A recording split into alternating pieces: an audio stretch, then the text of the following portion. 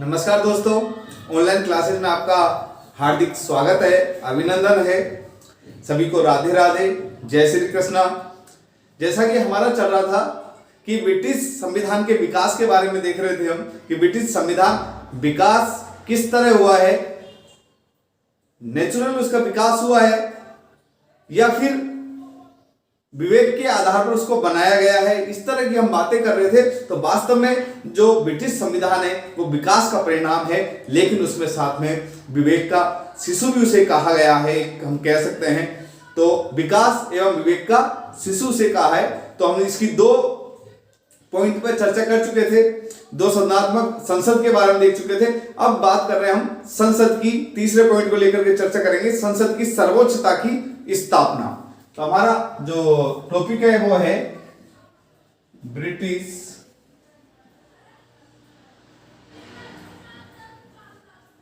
संविधान का विकास। इसमें हम तीसरे टॉपिक को लेकर के बात करने वाले हैं। दो टॉपिक को बात कर चुके हैं, तीसरी है संसद की सर्वोच्चता। संसद की सर्वोच्चता। अब देखिए, हमने कल देखा कि जो संसद है वो द्विसदनात्मक संसद का निर्माण हुआ और द्विसदनात्मक जो संसद बनी उसे लॉर्ड सभा और कॉमन सभा कहा गया। और इस आधार पर धीरे धीरे अब उस संसद की क्या हो गई, सर्वोच्चता की स्थापना भी बढ़ती चली गई। द्विसदनात्मक संसदीय व्यवस्था के विकास के साथ साथ संसद की शक्ति भी बढ़ने लगी। तो हम कह सकते हैं यहां पर द्विसदनात्मक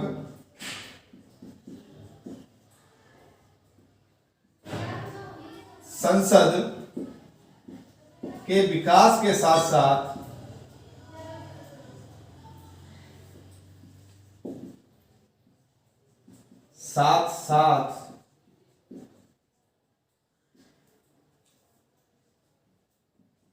संसद की शक्ति भी बढ़ने लगी। अर्थात सर्वोच्चता का विकास होता चले गया, तो इसके विकास के साथ साथ इसकी शक्ति भी बढ़ने लगी। द्विसदनात्मक संसद के विकास के साथ साथ अब क्या होता है, ये जो शक्ति बढ़ती है, जो एडवर्ड प्रथम के समय में इसका जो एडवर्ड प्रथम का है वो शासनकाल इसमें महत्वपूर्ण है, तो उसकी भी हम बात करते रहते हैं। तो इस संदर्भ में किसका, एडवर्ड प्रथम का शासनकाल महत्वपूर्ण है। अब एडवर्ड प्रथम का शासनकाल महत्वपूर्ण है इसके संदर्भ में अगर हम बात करें, क्योंकि बहुत सारी मांगे थी जो एडवर्ड ने स्वीकार की थी संसद की, और उससे संसद ने अपनी शक्तियों में अपार, हम कह सकते हैं, वृद्धि कर ली थी और संसद की एक तरीके से सर्वोच्चता की स्थापना हो गई थी। तो उन शक्तियों को, उन मांगों को, हम कौन कौन सी मांगे थी उनके संदर्भ में बात करते हैं। तो वो मांगों को हम देख लेते हैं कि एडवर्ड प्रथम के समय में कौन कौन सी मांगे हैं जो मानी गई थी। तो जो मांगे थी संसद की मांगे, संसद की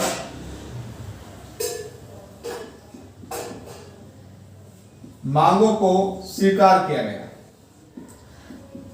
संसद की मांगों को क्या किया गया, स्वीकार किया गया। अब उन मांगों की बात कर लेते हैं, कौन कौन सी मांगे थी। तो देखिए, संसद की स्वीकृति के बिना राजा कोई भी कर नहीं लगाएगा, इस बात पर सहमति बनी और यह अधिकार संसद को दे दिया एडवर्ड प्रथम ने कि संसद की स्वीकृति के बिना, संसद की स्वीकृति के बिना राजा कोई कर नहीं लगाएगा।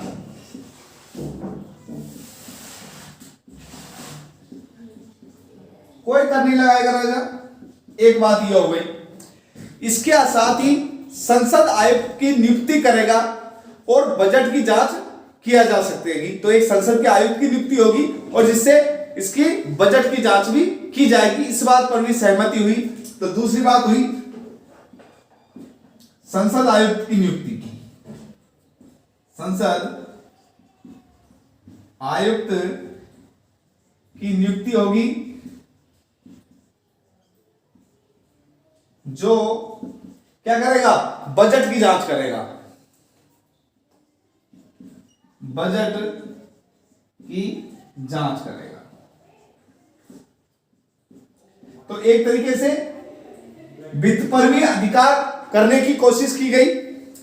इसके अलावा जो संसद है वो ही मंत्रियों की नियुक्ति करेगी, न कि राजा करेगा। तीसरी बात, संसद मंत्रियों की नियुक्ति करेगी, मंत्रियों की नियुक्ति करेगी, है ना। मंत्रियों की क्या करेगी, नियुक्ति करेगी। हम कह सकते हैं संसद मंत्रियों की नियुक्ति करेगी, मंत्री की नियुक्ति करेगी। इसके अलावा जब भी कोई नया सत्र प्रारंभ होगा तो पहले अपने जो नए सत्र में है उसमें उनको शिकायतों का उत्तर देना पड़ेगा। संसद का जब भी नया सत्र होगा, प्रारंभ होगा, तो उससे पहले जो शिकायतें हैं उनका भी उत्तर देना होगा। इस बात पर भी सहमति जल्द हुई, लेकिन ये इंपॉर्टेंट बात है जिससे शक्तियां बढ़ी है संसद की, संसद की स्वीकृति के बिना राजा किसी भी प्रकार का कर नहीं लगाएगा। संसद आयुक्त की नियुक्ति की जाएगी, संसद ही मंत्री की नियुक्ति करेगी, और इसके अलावा नए सत्र के प्रारंभ में पहले अपने जो विरुद्ध जो शिकायतें हैं उनका वो उत्तर देंगे। इस बात की भी सहमति हुई। इसके अलावा हम बात करते हैं चौथे पॉइंट को लेकर के। तो चौथे पॉइंट की बात करें तो क्या है, प्रधानमंत्री द्वारा मंत्रिमंडल की अध्यक्षता प्रारंभ करना। पहले जो मंत्रिमंडल है उसकी जो अध्यक्षता है वो किसके द्वारा की जाती थी, राजा के द्वारा की जाती थी, सम्राट के द्वारा की जाती थी। लेकिन संसद की अब शक्तियां बढ़ती जा रही है, उसी के संदर्भ में अब जो नई व्यवस्था चालू हुई वो किस तरह की, क्योंकि प्रधानमंत्री द्वारा मंत्रिमंडल की अध्यक्षता प्रारंभ हो गई। क्या मंत्रिमंडल की जो अध्यक्षता है वो कौन करेगा, वो प्रधानमंत्री करेगा, न कि सम्राट। और जो प्रधानमंत्री करेगा तो यहीं से उसकी शक्ति बढ़ जाती है। तो दूसरे पॉइंट की हम बात कर, 3 पॉइंटों की बात कर चुके हैं, चौथे पॉइंट की बात करते हैं। देखिए 4th पॉइंट,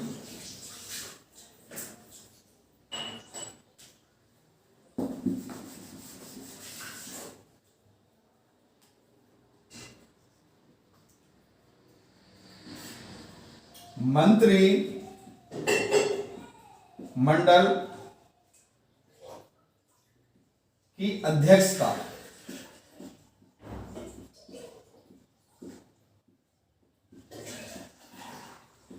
प्रधानमंत्री करेगा।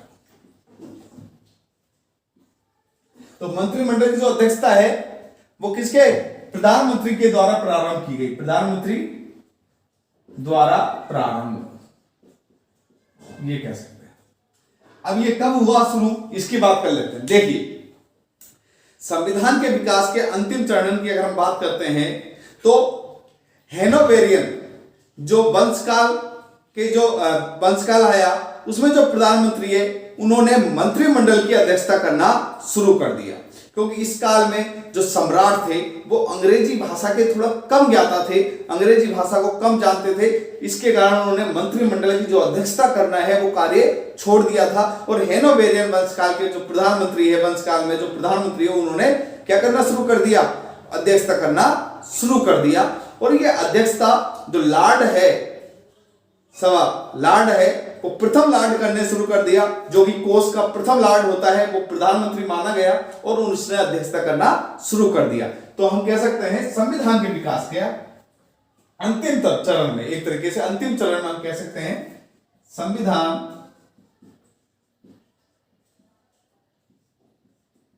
के विकास के अंतिम चरण में कौन सा, हेनोवेरियन वेरियन।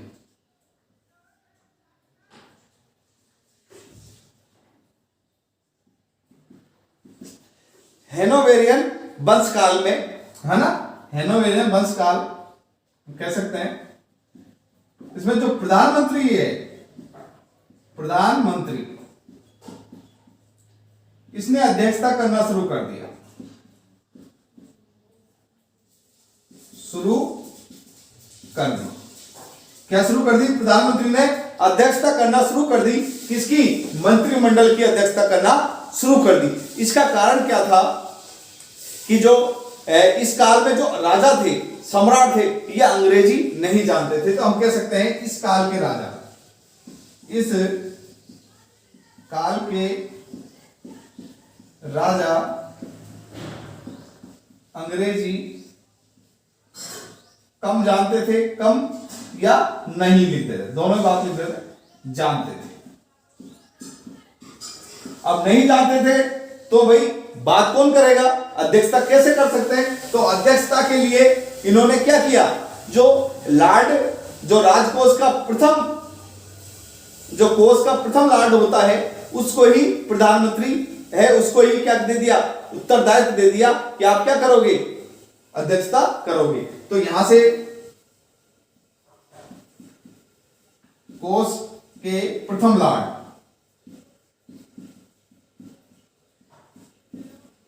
जिसे प्रधानमंत्री कहा जाता है, प्रधानमंत्री ने अध्यक्षता शुरू कर दी, अध्यक्षता शुरू कर दी। तो ये व्यवस्था चालू हो गई कि अब जो अध्यक्षता है वो लॉर्ड में प्रथम ने शुरू कर दी। राजकोष में जो प्रथम लॉर्ड होता था, जो प्रधानमंत्री का, एक तरीके से प्रधानमंत्री कहा जाने लगा उसे, और उसने अध्यक्षता शुरू कर दी। तो हम यहां कह सकते हैं कि संसद की सर्वोच्चता की स्थापना के साथ साथ प्रधानमंत्री की भी जो पावर है वो बढ़ गई। उसने मंत्रिमंडल की अध्यक्षता करना शुरू कर दी। उससे पहले सम्राट क्या करते थे, लेकिन सम्राट अंग्रेजी भाषा से अनभिज्ञ थे, कम जानते थे, कमजोर थे, तो उन्होंने उस पर रुचि लेना कम कर दिया अध्यक्षता में, और धीरे धीरे प्रधानमंत्री की शक्ति बढ़ती चली गई। इसके अलावा नेक्स्ट पॉइंट की अगर हम बात करें तो मंत्रिमंडल के सामूहिक उत्तरदायित्व का सिद्धांत भी आ गया। मंत्रिमंडल के सामूहिक उत्तरदायित्व का सिद्धांत की भी बात कर लेते हैं। देखिए,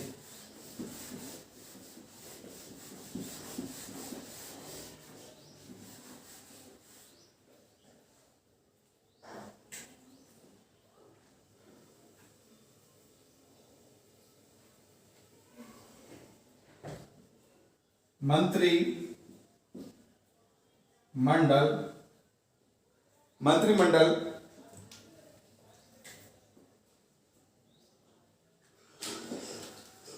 के सामूहिक उत्तरदायित्व का सिद्धांत, जैसा कि आज प्रचलित है सामूहिक उत्तरदायित्व का सिद्धांत। तो जो हेनोवेरियन प्रधानमंत्री होते थे, इन्होंने मंत्रिमंडल की जब अध्यक्षता करना शुरू कर दी, इसके साथ साथ ही सामूहिक उत्तरदायित्व की जो परंपरा है वो भी चालू हो गई। तो हम यहां कह सकते हैं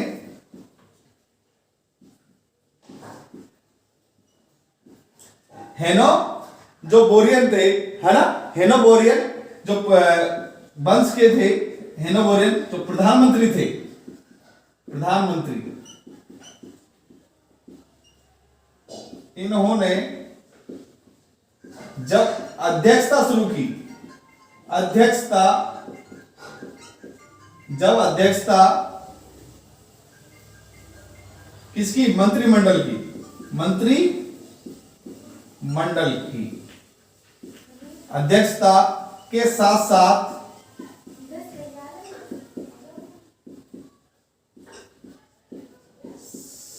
सामूहिक उत्तरदायित्व,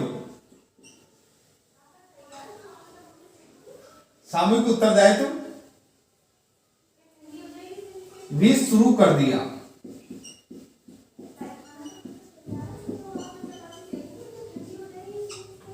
तो हेनोवेरियन प्रधानमंत्री ने जब अध्यक्षता करना शुरू किया और हेनोवर प्रधानमंत्री बने और मंत्रिमंडल की अध्यक्षता करना शुरू किया, तो इसके साथ साथ सामूहिक उत्तरदायित्व की जो परंपरा है वो भी शुरू हो गई। तो सामूहिक उत्तरदायित्व की क्या हो गई, परंपरा, परंपरा भी क्या हो गई, शुरू हो गई। तो इस तरह अब सामूहिक उत्तरदायित्व की परंपरा आ गई और इसके आधार पर जैसे 1742 की अगर हम बात करें तो बहुमत का विश्वास खो देने पर सर रॉबर्ट बालियोल को और उसके मंत्रिमंडल को दोनों को इस्तीफा देना पड़ा था। तो उसका एक उदाहरण भी आप लिख लीजिए। अगर हम उदाहरण की बात करें तो 1742 में, है ना, 1742 में क्या खो दिया, बहुमत विश्वास खो देने पर, विश्वास खो देने पर, है ना, बहुमत और विश्वास खो दिया 1742 में सर रॉबर्ट बालपोल ने। तो बालपोल ने जब ये विश्वास खोया, सर रॉबर्ट ने, किसने, सर रॉबर्ट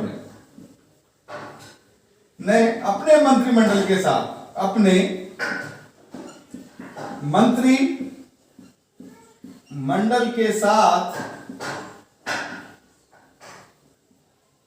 क्या दे दिया, इस्तीफा देना पड़ा। मतलब मंत्रिमंडल के साथ सर रॉबर्ट ने क्या कर दिया, अपना इस्तीफा दे दिया। तो सर रॉबर्ट ने अपने मंत्रिमंडल के साथ पद छोड़ दिए, पद छोड़ दिए, अर्थात बहुमत में नहीं तो सरकार में नहीं, तो एक तरीके से सामूहिक उत्तरदायित्व का जो सिद्धांत विकसित किया परंपरा के आधार पर, उसका जो इम्प्लीमेंट हुआ 1742 में हुआ। इसके बाद 1782 में नॉर्थ मंत्रिमंडल है, उसके साथ भी ऐसा हुआ। 1782 में किसके साथ, नॉर्थ मंत्रिमंडल ने भी इस्तीफा दे दिया। 1782 में नॉर्थ जो मंत्रिमंडल है इसने भी क्या कर दिया, इस्तीफा दे दिया। तो हम कह सकते हैं कि मंत्रिमंडल के सामूहिक उत्तरदायित्व का सिद्धांत चल निकला और एक नई परंपरा विकसित हो गई इस तरह, जिसका इफेक्ट हमें 1742 में और 1782 में हमने देखा। और इसके साथ ही अब शासक का जो काम है वो प्रधानमंत्री की उत्तरदायित्व भी बढ़ जाता है और वह सम्राट का उत्तरदायित्व कम हो जाता है। तो प्रधानमंत्री के शासन का विकास हुआ। नेक्स्ट पॉइंट की बात करते हैं तो प्रधानमंत्री के शासन का विकास।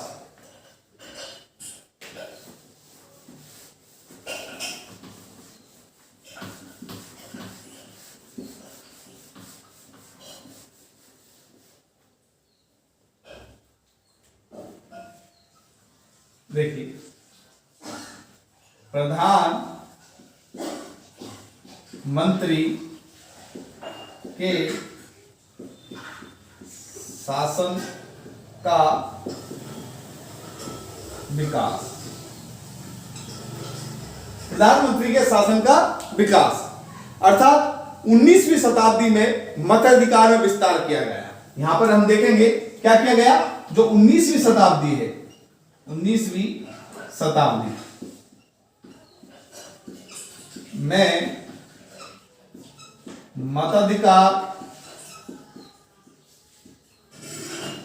मताधिकार में वृद्धि की गई। मताधिकार में क्या की गई, वृद्धि की गई, बढ़ाया गया मताधिकार को ज्यादा लोगों को दिया गया। तो मताधिकार का विस्तार किया गया। क्या किया गया, विस्तार किया गया। तो जैसे ही मताधिकार का विस्तार हुआ और मताधिकार के विस्तार से मंत्रिमंडल को जनाधार मिलना शुरू हो गया। क्या मिल गया इससे, मताधिकार विस्तार से, मताधिकार विस्तार से मंत्रिमंडल को जनाधार मिला। भाई ज्यादा लोगों का विस्तार हुआ, ज्यादा लोगों को देने का अधिकार जब प्राप्त हुआ तो एक तरीके से जनाधार प्राप्त हो गया किसको? मंत्रिमंडल को। जैसे मंत्रिमंडल को जनाधार प्राप्त हुआ, आप जानते हो मंत्रिमंडल को जब जनाधार और विश्वास प्राप्त होता है तो उसकी शक्ति बढ़ जाती है और उसका जो प्रमुख है वो है प्रधानमंत्री। इस आधार पर प्रधानमंत्री के शासन का विकास होता चला गया और राजनीतिक दलों का निर्माण हुआ, दल अनुशासन भी आया, मंत्रिमंडल शक्तिशाली हो गया। तो इससे इन चीजों पर इफेक्ट पड़ा। एक तो राजनीतिक दलों का विकास हुआ, राजनीतिक दल, तो क्या हुआ? राजनीतिक दल है ना, इनका निर्माण शुरू हो गया, अर्थात निर्माण हो गया राजनीतिक दलों का। इसके अलावा मंत्रिमंडल शक्तिशाली हो गया, इससे मंत्रिमंडल क्या हो गया? शक्तिशाली हो गया। इसके अलावा जब मंत्रिमंडल शक्तिशाली हुआ, राजनीतिक दलों का निर्माण हुआ, तो राजनीतिक दलों में नई परंपरा भी जागी, वो है अनुशासन। अगर हम बात करते हैं तो नवीन चीजें इसमें हुई। एक तो अनुशासन, अनुशासन की भावना आई इन राजनीतिक दलों में, है ना। तो हम कह सकते हैं कि इस मताधिकार से पूर्णतः प्रधानमंत्री की जो शक्तियां हैं वो लगातार बढ़ती जा रही थी, लगातार हम कह सकते हैं इंक्रीज लेवल पे थी और प्रधानमंत्री की श्रेष्ठ स्थिति मिल गई। क्या मिल गई इससे?